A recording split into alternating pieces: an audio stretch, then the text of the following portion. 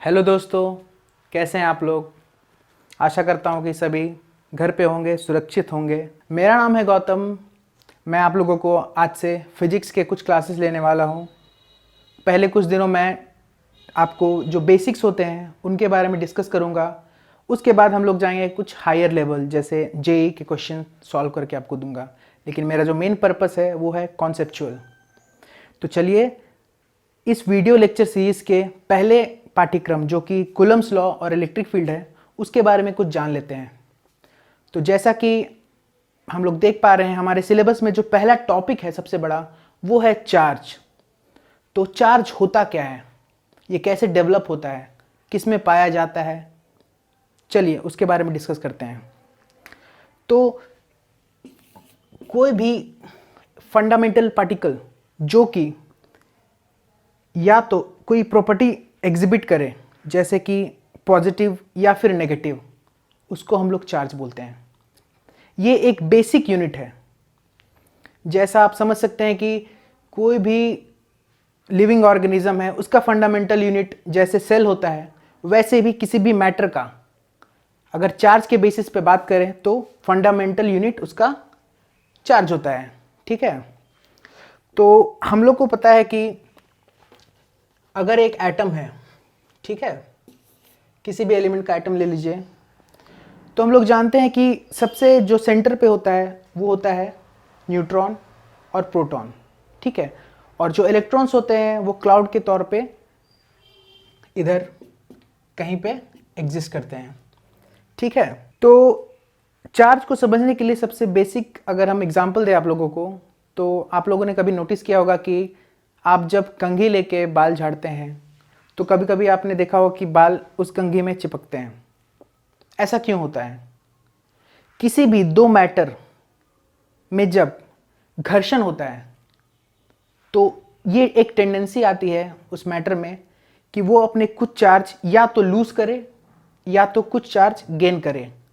अगर वो चार्ज को गेन कर रहा है, ठीक है, वो चार्ज को गेन कर रहा है तो वो होगा नेगेटिवली चार्ज्ड। ठीक है। और अगर वो चार्ज को किसी दूसरे मैटर को दे रहा है तो वो पॉजिटिव चार्ज हो जाएगा। तो अगर वो किसी को डोनेट कर रहा है तो वो पॉजिटिव चार्ज हो जाएगा। ठीक है। तो जैसा कि आजकल आप लोग देखते हैं कि वज्र गिर रहा है या फिर जो बोलते हैं कि लाइटनिंग हो रही है, वो उसके पीछे कारण, जो मेन कारण है वो ये चार्ज होता है। चार्ज के कारण ही इलेक्ट्रिसिटी प्रोड्यूस होती है। ठीक है। तो अगर हम लोग चार्ज की प्रॉपर्टीज के बारे में बात करें तो सबसे पहला जो प्रॉपर्टी होता है मेजर, वो होता है कि चार्ज एक स्केलर क्वांटिटी है। तो स्केलर क्वांटिटी से आप क्या समझते हैं? आप लोगों ने 11th में शायद पढ़ा हो कि जिस चीज़ में डायरेक्शन नहीं होती है वो स्केलर क्वांटिटी कहलाती है, वेयर एज वेक्टर जिसके पास डायरेक्शन होती है। जैसे कि आप बोले मास कभी भी वेक्टर क्वांटिटी नहीं हो सकती क्योंकि उसके पास डायरेक्शन नहीं है। लेकिन फोर्स की अगर हम बात करें तो force equal to mass into acceleration, acceleration के पास डायरेक्शन होती है। ठीक है। तो पहला जो प्रॉपर्टी है हमारा, first property, charge is scalar quantity. Okay. तो मुझे लगता है आपको समझ में आ गया होगा स्केलर और वेक्टर क्या होते हैं। और दूसरी बात जो मैंने पहले ही एक्सप्लेन कर दी कि चार्ज हमेशा दो तरह के होते हैं।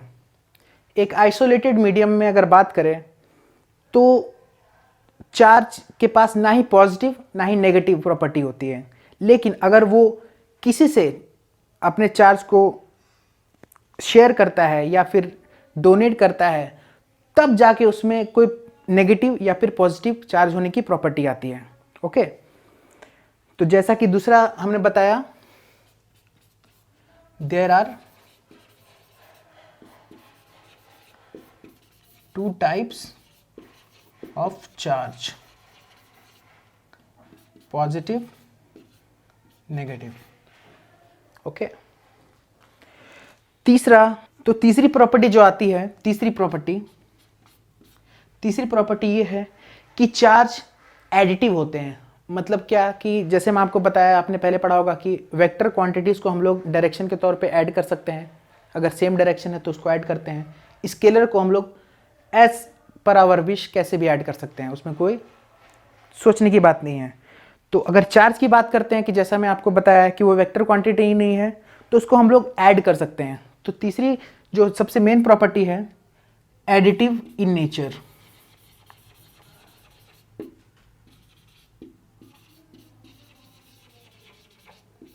चार्ज एडिटिव होते हैं, ठीक है। अब एक बहुत ही इंपॉर्टेंट प्रॉपर्टी, मुझे लगता है कि इस प्रॉपर्टी पे आपको क्वेश्चन भी आ सकते हैं, ठीक है, जो कि होता है चार्ज एक तरह से क्वांटाइज्ड होते हैं। अब आप पूछोगे क्वांटाइज्ड का मीनिंग क्या है। देखिए, जो यूनिवर्स या फिर आप अपने सराउंडिंग में बहुत सारी चीज़ें ऐसे देखते हो जो कि डिस्क्रीट वैल्यूज़ में अवेलेबल है, वो पॉइंट में या फिर फ्रैक्शन में अवेलेबल नहीं होती है। उसी तरह जैसे कि आपको मैंने पहले बताया कि चार्ज एक फंडामेंटल यूनिट है, तो फंडामेंटल यूनिट जो सबसे बेसिक यूनिट है उसको बोला जाता है जिसको हम तोड़ नहीं सकते हैं। वैसे ही चार्ज को हम तोड़ नहीं सकते हैं। चार्ज हमेशा क्वांटाइज्ड होते हैं, वो कि नंबर में डिपेंड, मतलब वो नंबर में एग्जिस्ट करेंगे। तो हम लोग ऐसे लिख सकते हैं mathematically, charge equal to n e, ठीक है। ये पॉजिटिव और नेगेटिव दोनों हो सकते हैं। मतलब अब यहाँ पे n की वैल्यू आपकी 1 2 3 4 5 कुछ भी हो सकती है, ठीक है। और पांचवी प्रॉपर्टी जो है वो है, एक तरह से बोल सकते हैं बेसिक ही प्रॉपर्टी है, आप काफ़ी ज़्यादा रिलेट कर पाएंगे इसको, कि ये कंजर्व्ड होता है। किसी भी आइसोलेटेड सिस्टम में चार्ज कंजर्व होता है। जैसे कि अगर हम एक सिस्टम की बात करेंगे तो सिस्टम की प्रॉपर्टी क्या होती है कि सिस्टम की एनर्जी ना ही अपने सिस्टम से बाहर जा सके, ना बाहर की एनर्जी अंदर आ सके। इसी तरह अगर एक आइसोलेटेड सिस्टम की बात करें या फिर एक ऐसे ऑब्जेक्ट की बात करें या फिर मैटर की बात करें जिसमें किसी प्रकार से घर्षण या फिर किसी तरह से चार्ज इंड्यूस्ड नहीं हुआ है, तो वो कंजर्व्ड रहेगा। इसका मतलब क्या है, चार्ज कंजर्व्ड रहेगा।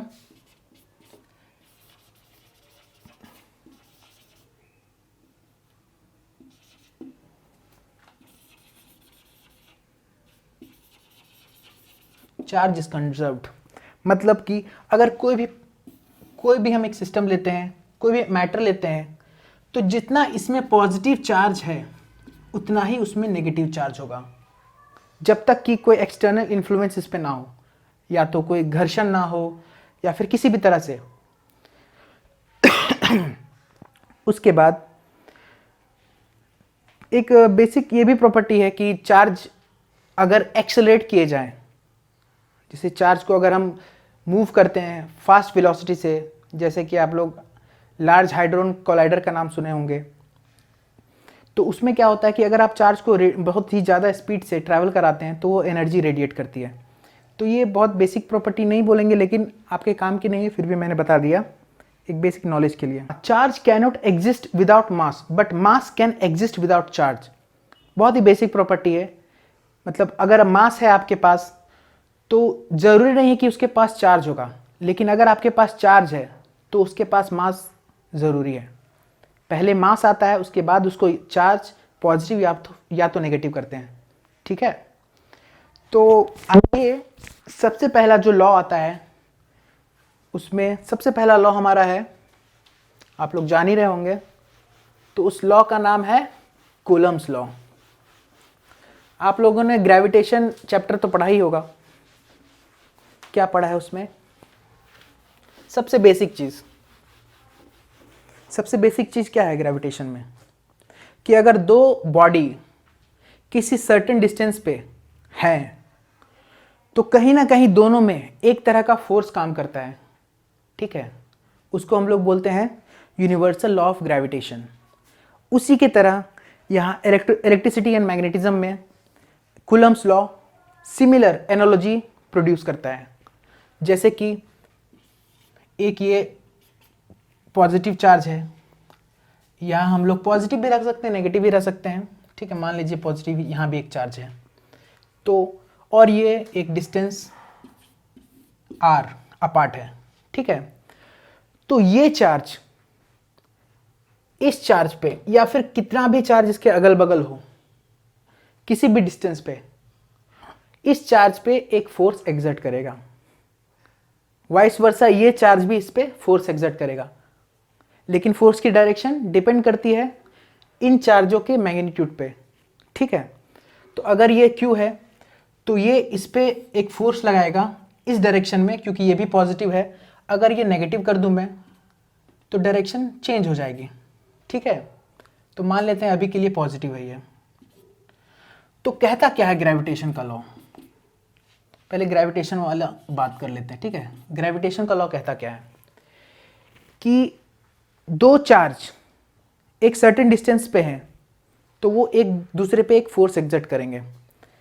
तो जो भी यूनिवर्सल कांस्टेंट है के, ठीक है, m1 m2 upon r square, जो कि डिस्टेंस है, ये ग्रेविटेशन लॉ की बात कर रहा हूँ, ठीक है। उसी तरह सेम जो ये कूलम्स लॉ है, सेम टू सेम उसका भी यही फॉर्मूला है, लेकिन आपको जो क्वांटिटीज़ है वो कुछ अलग रखनी पड़ेगी। यूनिवर्सल कांस्टेंट के है, उसकी वैल्यू मैं बताऊंगा आपको, Q1 इंटू Q2 बटा में r स्क्वायर। ये फोर्स है कूलम्स लॉ, ठीक है। तो अब यहाँ पे आप थोड़ा समझने की कोशिश करेंगे कि जो यहाँ पे K मैंने लिखा है इसकी कुछ वैल्यू होगी, उसी के प्रोपोर्शनल सारी चीज़ें हैं। तो उसकी वैल्यू होती है 1/4 पाई एप्सिलॉन नॉट, ठीक है। और यहाँ पे जो एप्सिलॉन है इसको हम लोग बोलते हैं परमिटिविटी, ठीक है, परमिटिविटी बोलते हैं। और ये परमिटिविटी किस चीज़ पे डिपेंड करती है? परमिटिविटी डिपेंड करती है आपके मीडियम पे, कि दो चार्ज के बीच में कौन सा मीडियम है। अगर वैक्यूम है तो कुछ और परमिटिविटी होगा, अगर आयरन है या फिर मेटल है तो कुछ और परमिटिविटी होगा। इसी तरह हर एक एलिमेंट का अलग अलग परमिटिविटी होता है, परमिटिविटी कांस्टेंट, ओके। जैसा कि मैंने कूलम्स लॉ आप लोगों को बताया, ठीक है। तो सबसे बेसिक जो क्वेश्चंस होते हैं वो बेसिकली जो फॉर्मूला है हमारा कूलम्स लॉ का, Q1 Q2 बटा में r स्क्वायर इंटू जो भी तुम्हारा कांस्टेंट है, ठीक है। लेकिन चीज़ें कॉम्प्लिकेट तब होना चालू होती हैं जब हम चार्जेस की कॉन्फ़िगरेशन को बदलते हैं, ठीक है। जैसे कि अभी एक स्ट्रेट लाइन पे अगर किसी दूरी पे चार्ज है तो हमको पता है कि force equal to 1/4 pi epsilon naught Q1 into बटा में r स्क्वायर करके फॉर्मूला हम बेसिकली डाल के हम कैलकुलेट कर सकते हैं। लेकिन ऐसा अगर आप इमेजिन करें कि एक चार्ज दो तीन चार्जेस से घिरा हो, तो एक पर्टिकुलर चार्ज पे किस मैग्नीट्यूड का मतलब फोर्स लगेगा, ठीक है। तो इसी तरह का एक क्वेश्चन मेरे पास है जो कि काफ़ी इंटरेस्टिंग लगेगा आप लोग को, वो है ये, ठीक है। तो ये क्वेश्चन क्या कहता है, 4 particles have charge Q each, Q यहाँ पे पॉजिटिव है, ठीक है, and they are fixed at the corners of a square और rectangle, whatever you can say, maybe let it be rectangle, let it be square, okay, ठीक है। और जो स्क्वायर के साइड्स हैं वो ए दे रखे हैं।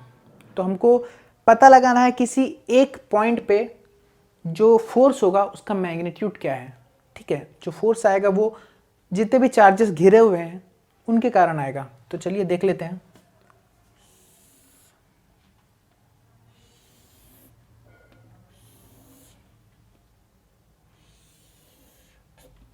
ठीक है,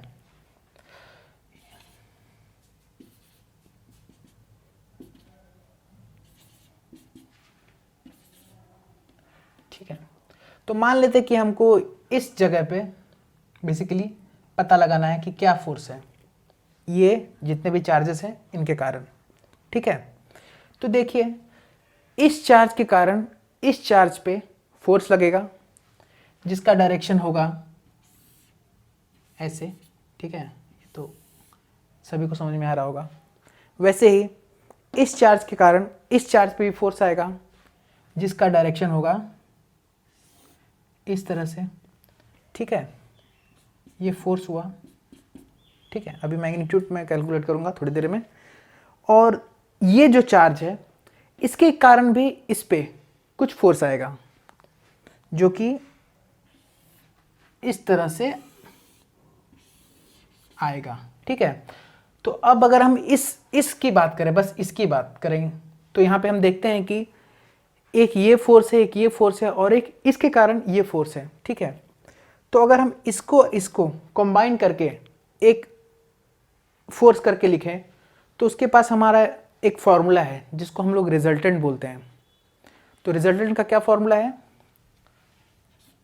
force is equal to F1 FR, that is resultant, F1 plus F2 plus 2 F1 F2 cos जो भी डिग्री है, दो डायरेक्शन में दो फोर्सेस के बीच में जो भी डिग्री है उस डिग्री को कॉस से मल्टीप्लाई करके ऐसे लिखेंगे, ठीक है।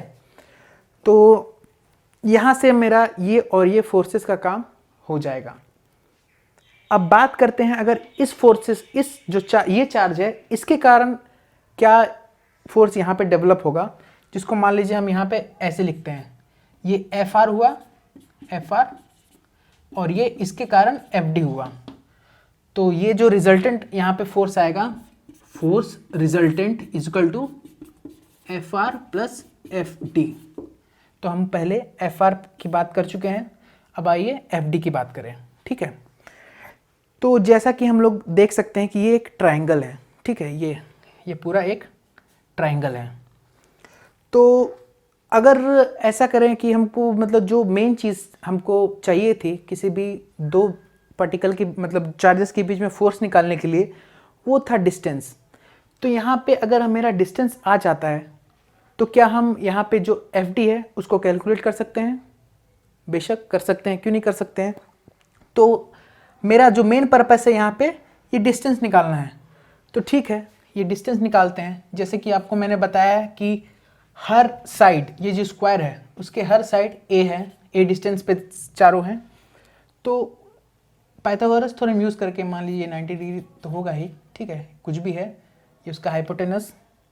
तो जो हाइपोटेनस होगा, हाइपोटेनस का distance a square plus a square का रूट, ठीक है।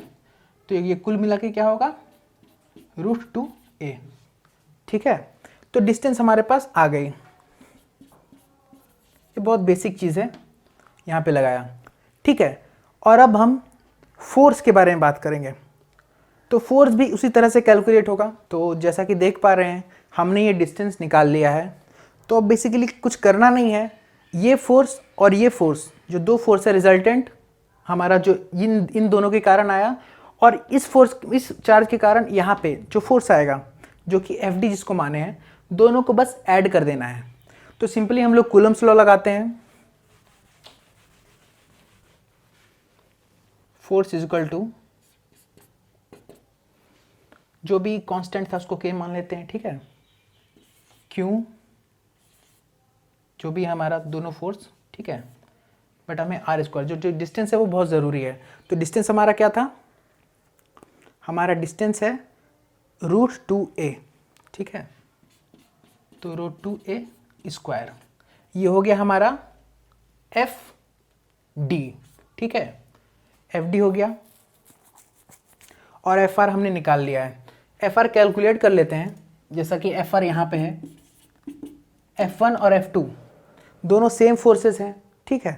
तो हम इनको F1 इन F लिख सकते हैं डायरेक्ट, और ये 2 F1 F2 cos थीटा है, लेकिन यहाँ जो थीटा की वैल्यू है वो है 90 डिग्री। तो हम जानते हैं कि cos 90 0 होता है, ठीक है। तो ये हमारा कैंसिल हो जाएगा, तो डायरेक्ट बचेगा हमारे पास 2F, तो निकल के आएगा 2F स्क्वायर, तो निकल के आएगा √2F। तो ये फोर्स Fr हमारे पास आ गया, हमारे पास Fd है। तो दोनों को हम वेक्टोरली ऐड कर लेंगे। तो देखो पहले हमने बताया था वेक्टर के बारे में कि जो दो डायरेक्शन में फोर्सेस है, मतलब एक डायरेक्शन में जो कि फोर्सेस होते हैं उनको हम ऐड कर लेते हैं। तो इसको भी यहाँ पे ऐड कर लेंगे। तो इसमें से हमारा अगर मान लो इसको हम लिखते हैं, ठीक है, यहाँ पे हम लोग अब क्या करेंगे कि रिजल्टेंट निकालने के लिए एफ आर और एफ डी को ऐड करेंगे।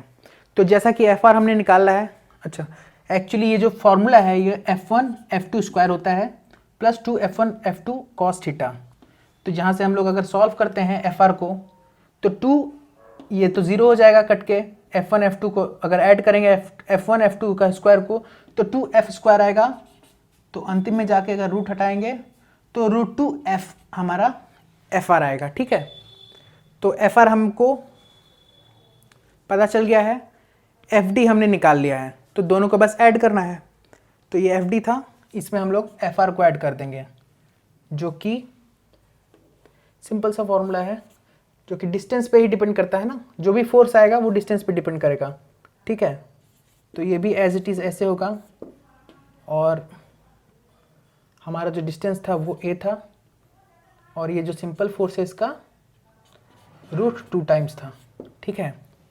तो अब हम देखते हैं कि ये जो चीज़ें ये और ये पूरी, ठीक है, कॉमन ले सकते हैं, या फिर इसको हम कॉमन ले लेते हैं, f मान लेते हैं, ठीक है। रिजल्टेंट है ये, ठीक है, और इसको f मान लेते हैं। तो यहाँ पे हम लोग लिखेंगे, यहाँ पे ये अगर स्क्वायर है √2a स्क्वायर, तो और यहाँ से हम लोग a स्क्वायर कॉमन ले लेंगे, यहाँ से भी a स्क्वायर कॉमन लेंगे ये फॉर्मूला से, यहाँ से भी a स्क्वायर कॉमन लेंगे। तो अल्टीमेटली बचेगा हमारे पास क्या, तो हमारे पास बचता है 1/2 प्लस √2, ये बचता है हमारे पास। बाकी जितने भी फोर्सेस है यहाँ पे, जितने भी ये जो चीज़ें थे इनको हम कॉमन ले लिए, जो कि था Q divided by a square. समझ पा रहे हैं आप? तो सिंपल है, जो रिजल्टेंट आया हमारे फोर्स का, overall force total is equal to ये जो हमारा किसी भी मतलब एक बेसिक पार्टिकल पे जो फोर्स लग रहा है वो इंटू 1/2 प्लस √2, सिंपल सा। तो जैसा कि हमने ये एक स्क्वायर के लिए सॉल्व किया है, वैसा ही आपको मैं एक क्वेश्चन देता हूँ जो कि ट्राइंगल पे बेस्ड है, इक्विलेटरल ट्राइंगल पे। उसमें होगा क्या एक्चुअली, इसको मैं रब कर देता हूँ।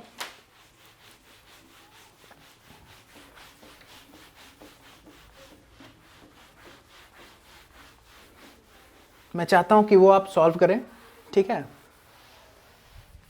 यहाँ पे ऐसा आएगा कि 3 charges of equal magnitude are placed at the corner of equilateral triangle. Find the resultant force at any point, ठीक है। तो यहाँ पे आप देख लीजिए डायग्राम, जैसा कि मैंने आपको इसके पहले बताया है रेक्टेंगल के मतलब स्क्वायर के बारे में, वैसा ही सेम कॉन्सेप्ट यहाँ पे भी लागू होगा। मैं आपको बस एक्सप्लेन कर दे रहा हूँ कि क्वेश्चन कैसे सॉल्व होगा। नेक्स्ट क्लास में मैं आंसर बताऊँगा और मे बी मैं सॉल्व कर दूँ, बाकी आप लोग ट्राई करो इसको, ठीक है। तो यहाँ पे एक पॉजिटिव चार्ज है, यहाँ पे एक पॉजिटिव चार्ज है, यहाँ पे एक पॉजिटिव चार्ज है। तो हमने बताया था कि एक चार्ज दूसरे पे फोर्स लगाता है, ठीक है। मे बी अगर हम इस चार्ज को कंसिडर करते हैं तो ये चार्ज इस पर फोर्स लगाएगा, सिमिलरली ये चार्ज इस पर भी फोर्स लगाएगा, ठीक है। तो आप देखेंगे इसकी डायरेक्शन ऐसे हुई, इसकी डायरेक्शन ऐसे हुई। तो इस पॉइंट पे अगर वेक्टोरली अगर हम निकालेंगे एक डायरेक्शन में, तो एक इस डायरेक्शन में फोर्स आएगा, ठीक है, जो कि रिजल्टेंट होता है। और मैंने पहले ही आपको रिजल्टेंट का फॉर्मूला बता दिया, तो आप इसको सॉल्व करो। और क्योंकि ये इक्विलैटरल ट्रायंगल है तो इसके बीच की एंगल 60 डिग्री होगी। मैं ऐसे ही आपको अलग अलग टॉपिक्स पे जो कि आपके बोर्ड से रिलेटेड जो भी हैं उसके लिए अलग अलग वीडियोस लाते रहूँगा प्रोग्रेसिवली, जैसे जैसे हमारा कोर्स कंप्लीट होता है। आपको अगर समझने में कोई तकलीफ़ है या फिर मेरे पढ़ाने के तरीके में अगर आपको कोई डाउट आता है तो आप प्लीज़ हमारे कमेंट बॉक्स पे टाइप करें और लिखें जो भी आपको प्रॉब्लम है। साथ में आप किस तरह की वीडियो या फिर लेक्चर्स चाहते हैं किसी भी सब्जेक्ट से रिलेटेड, फिजिक्स में अभी जो भी चैप्टर्स है आप ऐसे ही रैंडमली बोल सकते हैं। मे भी हम चाहेंगे उसको धीरे धीरे कवर करें, लेकिन अगर आपको बहुत इंपॉर्टेंट है तो मैं उसको एक अलग वीडियो बना के, उसके डाउट्स के लिए एक अलग वीडियो बना के उसको क्लियर करूँगा, ठीक है। और हमारे चैनल जिसका नाम ई-सहपाठी है उसको सब्सक्राइब करें और अपने जितने भी दोस्त हैं उनके साथ शेयर करें, और ज़्यादा से ज़्यादा अगर आपको अच्छा लगा वीडियो तो लाइक करें, ठीक है। मिलते हैं नेक्स्ट वीडियो में।